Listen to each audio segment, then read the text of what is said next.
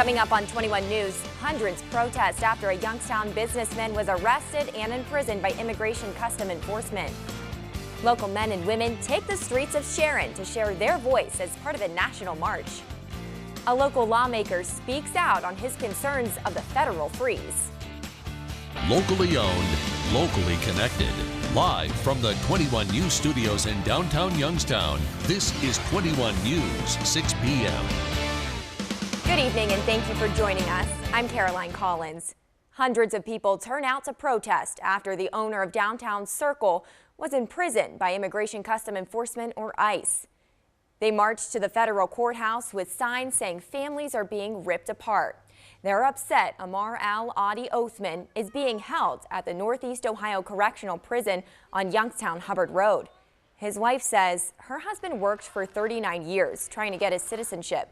He has a green card to work in the country until next August. She adds he pays taxes, he never missed a hearing, and has followed all of the rules. People protesting his arrest and deportation say they're upset. I think it's an outrage that Al has been treated this way. He has not had his day in court to hear his case. She adds there is a stay in Al's court case, so he should be released. In addition to that protest, people are planning longer-term campaigns. Janet Rogers tells us lawmakers received word from ICE they can check on Al in prison tomorrow. People from the region gathered looking for solutions, not only for Amir Al-Adi Othman, but for other immigrants facing similar situations regarding deportation. Adi's wife says everything keeps changing. I don't understand anything ICE is doing right now. Adi's wife and 4 daughters worry. He's been on a hunger strike since he was taken into custody on Tuesday. I'm worried about something really bad happening. But it's his fight, and that's the only thing he has to fight with. His daughter shared this post on Facebook.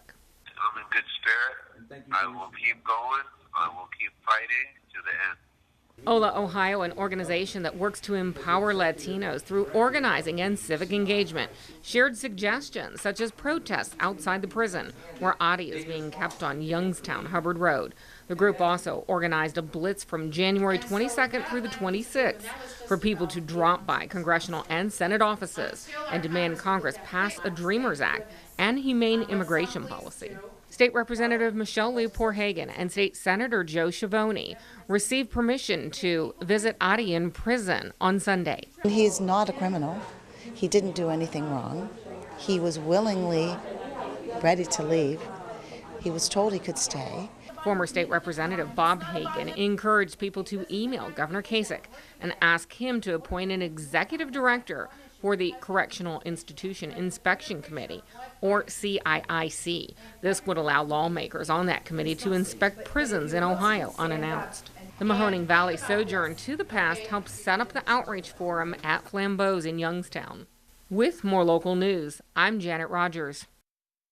Tens of thousands in the U.S. are marching for the second time. Today, men and women all over the country are marching for women's rights and working to get women to the polls for the 2018 midterm election. This time last year, just one day after President Trump's inauguration, people marched in Washington, D.C. for the same reasons. Hundreds of men and women showed up to the Women's March in Sharon. The march focusing on making sure the attendees know their voices matter, but so do their votes. Women in attendance say the event was not only to celebrate success they've made so far, but to also voice what future change they want to see. We're here to celebrate the resistance and the successes and now move on from resistance to progress and to power. We're asking people to get ready for the elections in 2018 and to work to bring their values to the political process. We need people that at all levels of income levels and wage groups to really have perspective on how our government should work for the people of the United States. Organizers also use the event as a place to crowdsource a platform for Mercer County's resistance, which will be the basis of the candidate forum being held next month. The federal government was shut down as the clock struck midnight Friday. That's after last-ditch efforts by senators failed to come to an agreement. Several short-term proposals were floated to keep the government open for up to about a month, but 60 votes were needed to pass. And with just 51 seats under GOP control, not enough Democrats voted for the measure.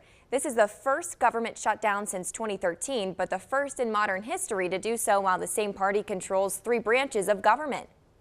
NBC Nightly News is continuing the coverage of the shutdown directly following this broadcast.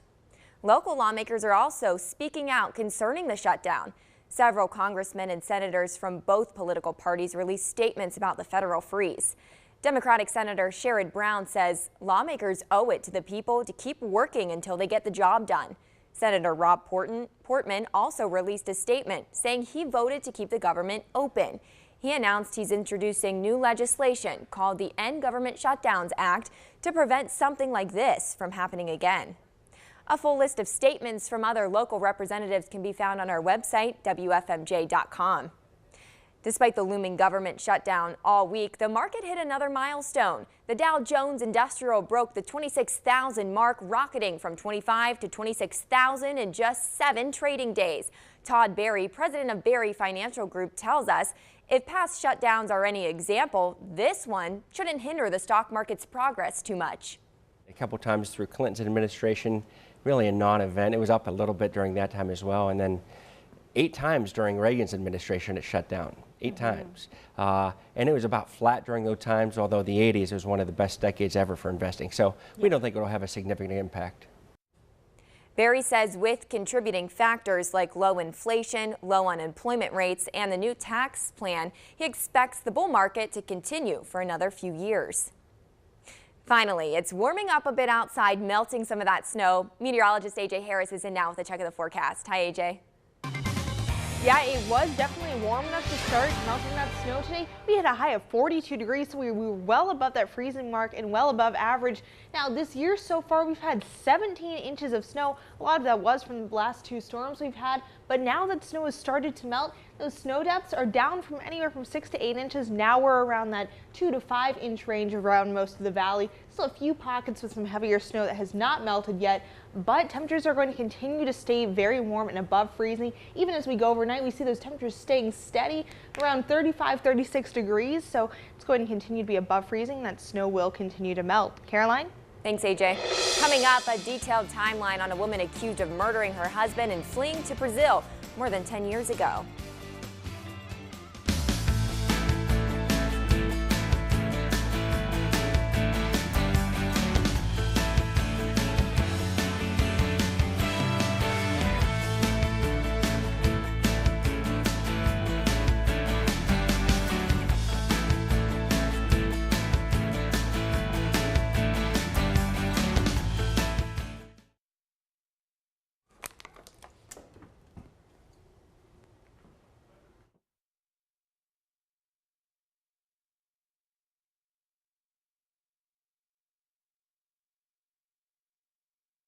The woman accused of murdering her husband and fleeing to Brazil more than 10 years ago pleaded not guilty and was issued a $10 million bond in court on Friday.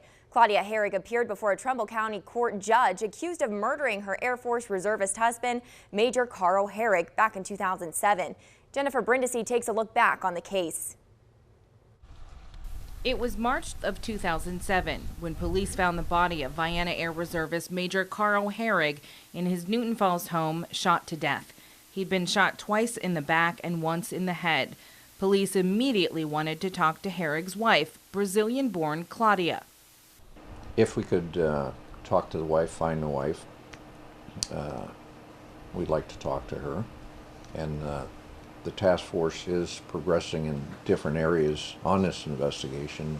But Claudia had emptied her husband's bank account and then fled to her home country of Brazil. Over the past decade, as the lead suspect in Carl's death, Trumbull County Prosecutor Dennis Watkins and lawmakers like Congressman Tim Ryan pushed for her extradition from Brazil to face murder charges here. At one point, Congressman Tim Ryan and other lawmakers like John Bocheri had talked of suspending visas for Brazilian nationals and suspending foreign aid to the country. But bringing Herrig back to the United States proved to be a lengthy and drawn-out process. At several points over the 11-year period, Claudia's whereabouts were questioned. And back in the valley over the years, Carl Herrig's parents and family simply prayed for justice. You're up one day and then you get bad news. You know, I just don't want to make too much out of it till we know for sure. You know, once we got her here, then I'm going to feel a lot better. And now the family of Major Herrig, who never gave up, along with local prosecutors, can feel some semblance of justice, with 53-year-old Claudia Herrig facing an aggravated murder charge, with a bond set at $10 million. With more local news, I'm Jennifer Brindisi. With the flu ravaging the nation, many are looking to find a way to get healthier and prevent sickness naturally. Valley Walmart locations are making that easier than ever. Today was their annual Wellness Day event. Customers that stopped by got free health screenings for a variety of things like glucose, blood pressure, and vision. This year, there was a new virtual reality experience that's supposed to help people stop smoking. When you look through this, it just goes through a couple of scenarios of what you could do with your time, with your money, with just your overall health if you quit smoking. Because most adults who smoke want to quit, and they don't know that there's resources out there to help them. According to the CDC, approximately 22.5% of adults in Ohio smoke cigarettes regularly. This free resource is intended to be a step forward to quitting tobacco. Those who visited Kravitz Deli in Liberty got an unusual surprise this morning, breakfast and a show. Polka filled the air as the William Holmes McGuffey Historical Society held their monthly polka program. This event celebrates not only the music itself, but also its history and heritage. And we feel that it's important to talk about the history and having these Slavic people come, because we are a nation of mixture of people, and I think it's so exciting. And Father just went and announced about the different countries that make up the Slavic. Very interesting. So we're also learning things as we have these programs. If you missed the show this morning, don't worry. A complete list of the Historical Society's programs have been posted on our website. We're taking a look outside. There was some sunshine and warmer air out there today, melting some of that snow that we got. Meteorologist AJ Harris is in next with a check of the forecast. Stay with us.